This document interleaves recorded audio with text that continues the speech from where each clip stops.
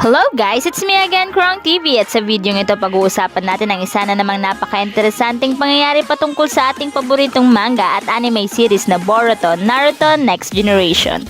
Pero bago ang lahat, huwag kalimutang mag-like, mag-subscribe, pinutin na rin ang notification bell upang lagi kang updated sa mga susunod na video. A, B, C, D.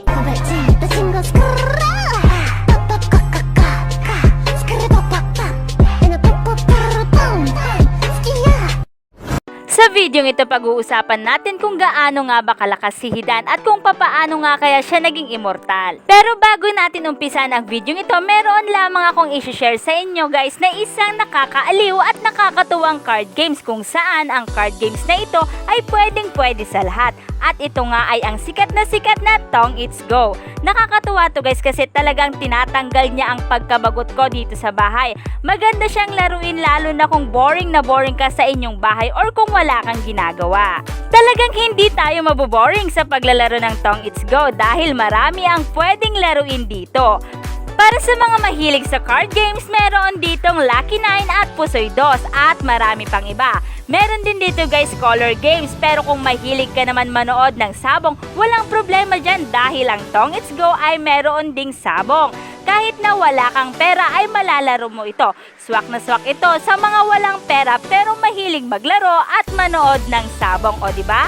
All in, natanggal na ang boring mo, nag-enjoy ka pa. Hindi lang yan guys, dahil dito ay may laro din silang Tong It's at ang kagandahan dito ay meron din silang Ghost Stars kung saan ang Ghost Stars na ito ay naiipon sa tuwing ikaw ay naglalaro at ang Ghost Stars na ito ay pwede nyong pang-redeem. Oo guys, pwede itong pang-redeem ng load, Sodexo Pass at real gift katulad na lamang ng cellphone at marami pang iba. So paano nga ba tayo magkakaroon ng Ghost Stars at paano natin mariredeem ang mga rewards nito?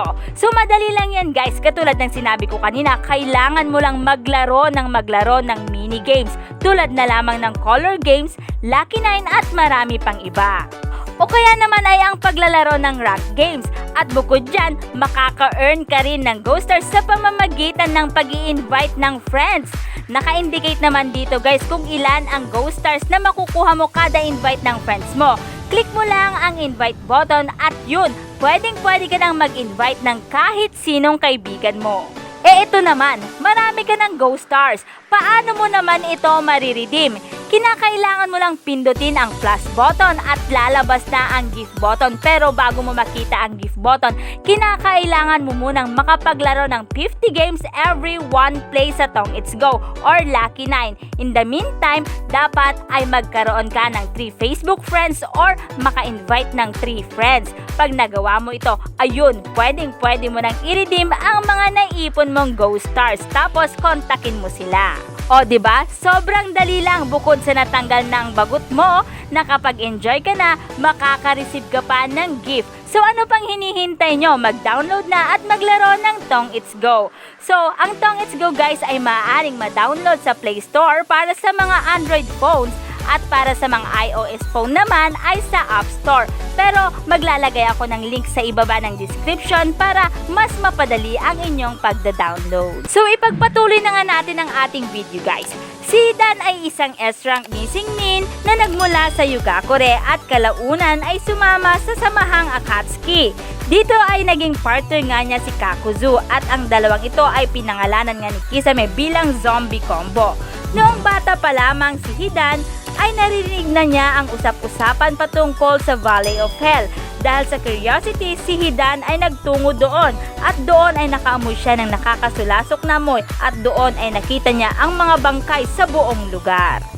Umuwi si Hidan upang ipamalita ang mga bagay na nakita niya doon, kasama na dito ang mga bangkay na nakita niya at hindi nga sila nagulat na ang Chinoyki clan ay hindi nakasurvive sa paninirahan doon. At ito nga ang nag-udyok kay Hidan na itama ang kanilang paniniwalang ito. At sinabi nga sa kanila na ang mga katawan na ito ay hindi kalansay ngunit mga actual body kung saan kasama ang kanilang dugo na hindi natuyo. Dahil sa ikwento niyang ito, pinaghinalaan nga siya na siya ang pumatay sa kanila. Gayun din ang mga ipinadalang ninja ng Yugakure upang mag-imbestiga doon, kung saan sinasabing ang pagpatay na ito ay isang clan act. At dahil sa mga hindi inaasahang pangyayari, si Hidan ay nagalit. Naniwala siya na ang mga ninja na naninirahan doon ay ginawa upang pumatay and thus slaughtered his neighbors bago nga siya umalis ng Yugakure at sumapi sa kulto na tinatawag na Jashin, kung saan ang itinuturo dito ay pananampalataya kay Jashin at ang tahasang pagpatay. Pero ito, bakit nga ba naging immortal itong si Hidan? Kung saan ito ang naging main reason kung bakit sila ni Kakuzu ay pinangalanan nga ni Kisame bilang zombie combo. Si Hidan ay isang very powerful shinobi kung saan ito ang nag-udyok sa mga taga-Yugakure na piliin na huwag makipaglaban sa S-rank Missing Nin. Ang kanyang galing ay tamang-tama lang para makamit ang requirement upang maging parte ng Akatsuki. Kasama si Kakuzu, natalo nila ang Two Tails Jinchuriki in her tail beast mode, pati si Asuma na top jonin ng Konoha. Naging immortal si Hidan dahil sa successful experiment ng Jashin's religion secret technique. Hidan's main advantage ay ang inability to die mula sa virtual all causes na may exception of malnutrition. Ang immortality na ito ay pinagkaloob sa kanya ni Jashin, pero ang kapalit nito ay ritualistic sacrifice ng tao at once. When undergoing sacrifice, nag-iiba ang appearance ni Hidan. Matapos nitong ingest ang dugo ng kanyang kalaban, ang kanyang balat or skin ay nagiging black na mayroong white markings kung saan na-form ang skeleton na sumisimbolo sa absolute death. Tapos gamit ang kanyang dugo, nagdodrawing siya ng parang equilateral na triangle na nakapaloob sa isang circle. Pag nagawa nga niya ang ritual, any kind of pain or injury na matatamo ni Hidan ay may inflict sa kanyang sakripisyo. Ginawa niya ito noong naglaban sila ni Teacher Asuma. Hindi bababa sa kamatayan at destruction ang gusto ni Jashin. Ang immortality ni Hidan ay ginagamit niya as an advantage to otherwise endure ang kanyang sarili habang siya ay nakalink sa kanyang kalaban in order to kill them. Ang kanyang immortality din ay nagbibigay sa kanya ng kakayahan para makasurvive sa numerous fatal injuries at sa halos lahat ng form of dismemberment. Kaya pa rin niyang makapagsalita after having his head cut off, ngunit ang kanyang ulo ay kinakailangan pa rin mai-connect sa kanyang katawan upang makontrol ito. Kaya naman, nire-reattach ito ni Kakuzu pati ang ibang body parts nito kapag kinakailangan. Pero sa ngayon wala pa rin katauhan itong si Jashin, ang binabanggit na god ni Hidan. Pero may ilang mga teorya or haka-haka na itong si Jashin ay isang Otsutsuki. Pero sa ngayon, wala pang ang malinaw na proof na makakapagpatunay na siya ay isang Otsutsuki or mga bagay na may kinalaman o makakapag-link sa pagiging Otsutsuki ni Jashin. Kasi maging sa manga or anime ay hindi siya ipinakita. Basta ang malinaw ngayon si Jashin ay isang god na sinasamba ng Jashinism at ang kilalang followers nito ay si Hidan. Pero sa Boruto anime series ay may ipinakita rin na follower ni Jashin. Ito nga ay si Ryoki. Pero sa pagkakaalam ko hindi siya immortal. At ito pa, may mga nagtatanong nga din na ibang Naruto fans na bakit nga daw namatay si Hidan kung siya ay isang immortal.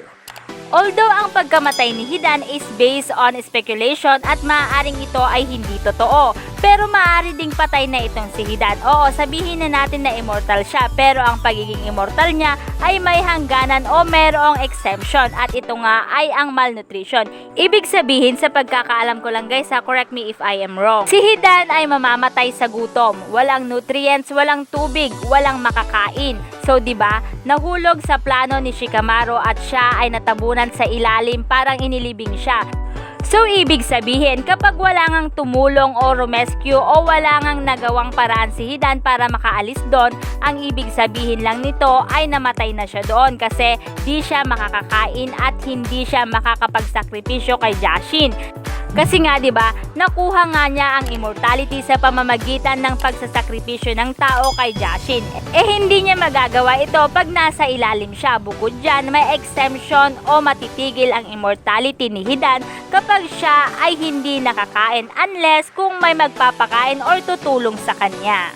So dahil sa mga yan, matitigil ang pagiging immortal ni Hidan. At pag nangyari ito ay maaari nga siyang mamatay. So yan nga guys si Hidan at ang dahilan kung bakit siya naging immortal. So at dito na nga nagtatapos ang video ito. Any comment and suggestion, just comment down below. Thank you!